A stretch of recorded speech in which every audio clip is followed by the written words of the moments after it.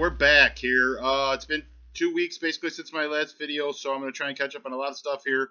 Week 4, which is a couple weeks ago, we had me and Will matching up. I got Will 108.95 that week. We had Anthony going up against Mark. It was the Weeby DeAndre household matchup. So I beat Will, like I just said, and then Anthony turned around and beat Mark 106.71. Jack and Matt had a game. Well, it was kind of a game. I'm sorry, Jake and Matt had a game. It wasn't really a game as Matt demolished him 121-49. Dave, the Misfits, and the Mills matched up. Dave knocked the Mills from the undefeated rank. They're both 3-1 at that point, as Dave got the win 116-97. And then Jack beat Midway's Monsters, Ruxin himself 87-79. To get the update on, to get the big move on him, to get him in the first place for the week. Now, getting to this past week's stuff, I do not have players of the week for week 4, just not enough time. But again, now to this week, me and Mark hooked up. It was father-son matchup. Congratulations to Mark, his first fantasy win, not of this, just of the season, but ever against me in any fantasy game that we've been in the past 5 or 6 years in this league. So Mark was really excited by that. He got the 110-95 win. Matthew and the MILF hooked up. The MILF put Matt back into his place, so to speak, as MILF moved to 4-1. Matt's at 2-3 now as the MILF wins 95-74. Dave and Will matched up. Unfortunately, Will on the short end of a low-scoring game. The Misfits win 75-70, moving our defending champion to 1-4 on the season. And then we had AD playing Jack. He had the closest game of the week, 109-101, as AD holds on for the victory. And then we had the Monsters playing our bye boy. No wonder he beat him 149-69. He's ripped him off in 2 trades already this year. So basically, Jacob beat himself. All right, so let's move on to my players of the week. I had 4 of them that did very well this week. Damaris Thomas had 34. Helped contribute to his team's win. Lacey finally got back in the game and got 25. Definitely helped Anthony get his win along with that Packer defense. Big start last Thursday for him.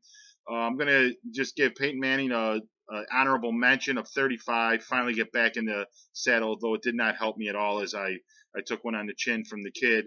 And then got to say Russell Wilson just acquired, again, previously mentioned Ruxin in the trade with Jacob. Russell Wilson was phenomenal on Monday night. Got 37 points and looked fantastic. My shout-out of the week player is Antonio Gates, who had 18 for the Misfits in their game. The Misfits getting back in the winning side there this week, again, with the 75-70 win. So the shout-out for Gates for his 18.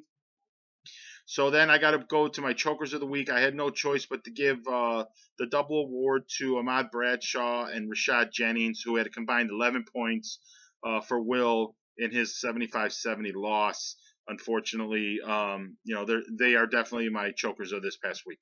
All right, so coming up this week, I got Matt, who was renamed his team something, going up against my privates. We're both 2-3.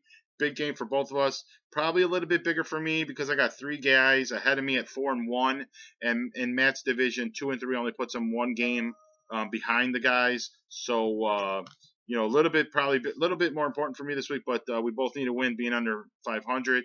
The Misfits at 4-1 are taking on the Monsters at 3-2. That should be a pretty good matchup. They both have had some pretty high scoring weeks and some pretty average weeks. So hopefully they both have the same thing and it's a close game.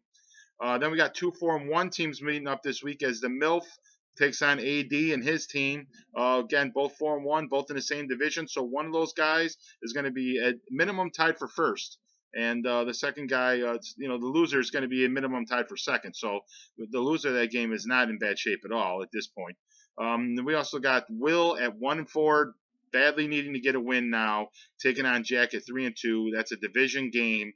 If he loses that game, he's 3 games behind early in the season. So this is a big game for Will. Definitely needs to win. And then in a must-win, also, you got Jacob's 1-4 team taking on Mark's 1-4 team. Both of them need a win to just escape pace in that division and keep close. Loser's probably in big trouble. All right, so that's it for this week. Sorry about last week. Got real busy. I know this week was real rush too, because again, a lot going on. But good luck this week, and I'll see you next week. Later.